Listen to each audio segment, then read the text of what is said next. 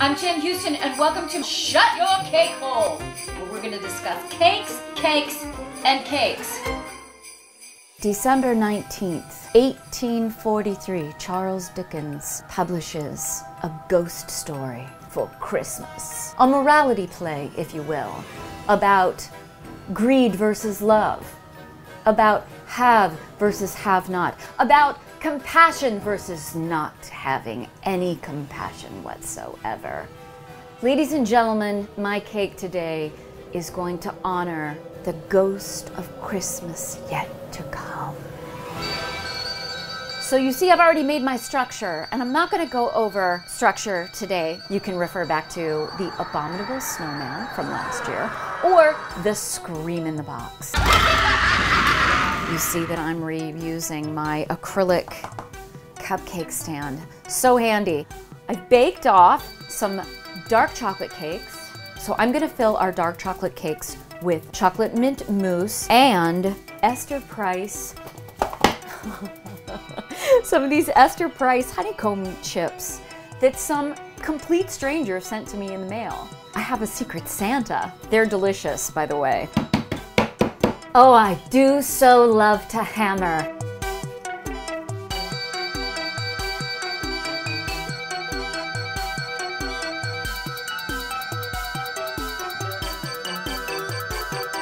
If I were making this cake for a client, I would definitely be gloved and masked, just FYI. I'm gonna save my scraps to make a little bit of cake clay. Give him little shoulders.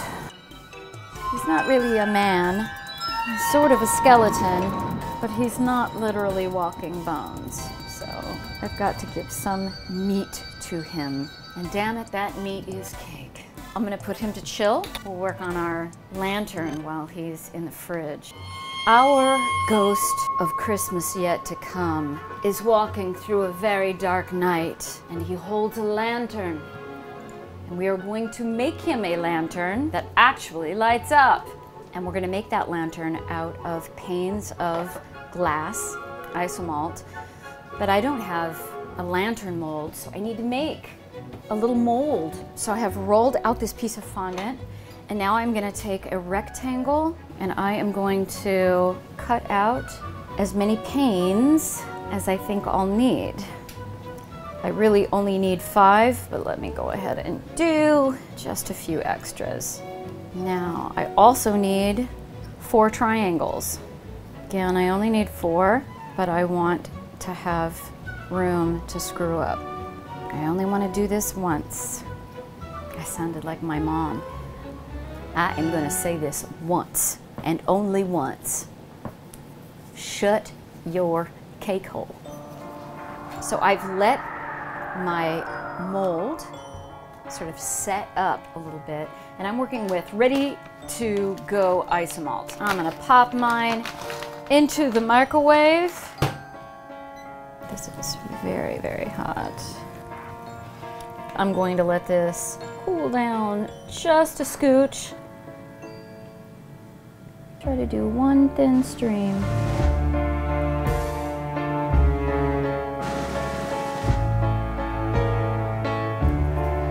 Doke. Set these off somewhere where they will be undisturbed. Bring my cake back out, slap some ganache on the fellow. Chill, chill, chill, chill, chill, chill. Hey now.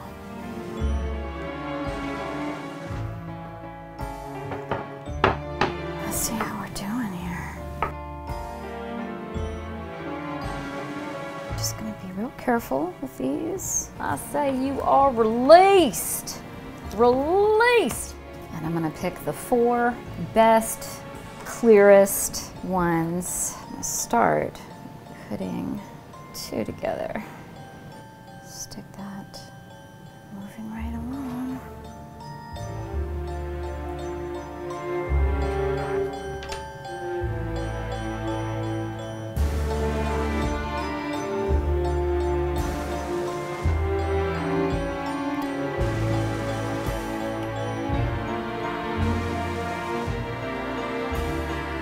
it'll look better after I clean it up.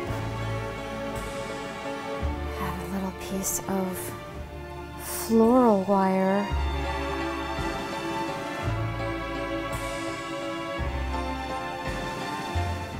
I'm just gonna try to neaten up some of the rough spots with my knife.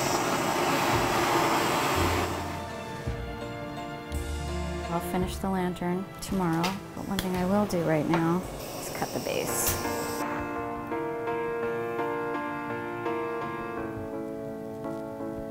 All right. I'm gonna build up his arms with some modeling chocolate.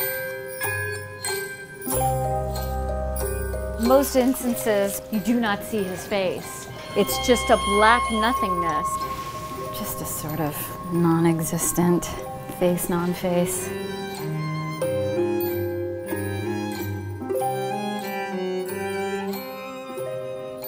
Needs a little support while it dries. And I just stuck that little piece of paper towel in there as a little bracer.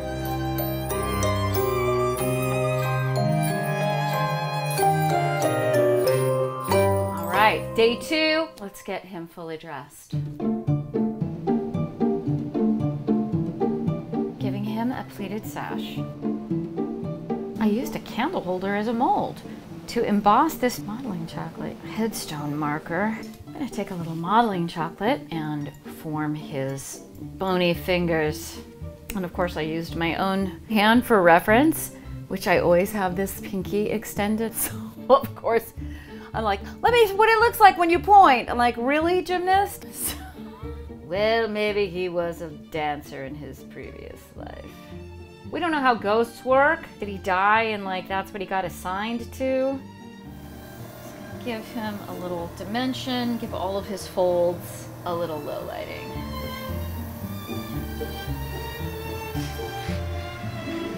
It's time to finish up this lantern. And this is just a little edible glue.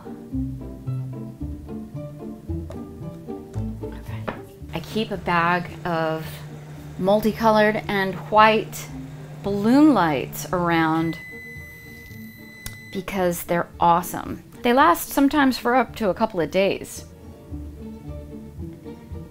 Take the bottom of this guy, just dip it straight in, and there we go. And let me get a little bit of edible silver. Oh my goodness. All right, time to bury this guy in some snow. This is some heavily whipped royal icing, and it's essenced with peppermint to go with our cake.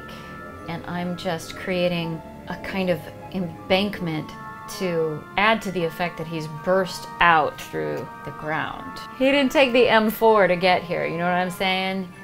He just materialized, poof, out of the ground. I'm just gonna take some little cake pieces and have crumbles of dirt. Now I have to get him to be holding that lantern. I'm just adding a little bit of snow with a little powdered sugar.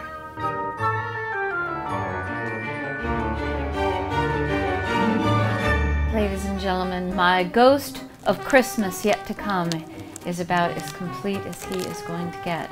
I have layered up a dark chocolate cake, filled him with chocolate mint mousse and honeycomb crisp candies, covered it all in very dark ganache and several layers of homemade fondant and modeling chocolate. All right, it's time to take a bite out of the ghost of Christmas yet to come.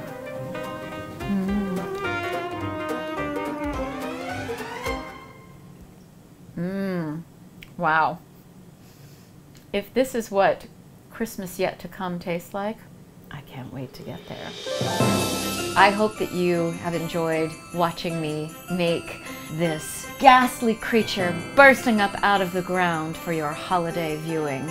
I wish nothing but health and happiness for all of you. And if you have a boss that won't let you off work on Christmas Eve, you tell him to shut your cake hole. And as Charles Dickens would say, God bless us everyone.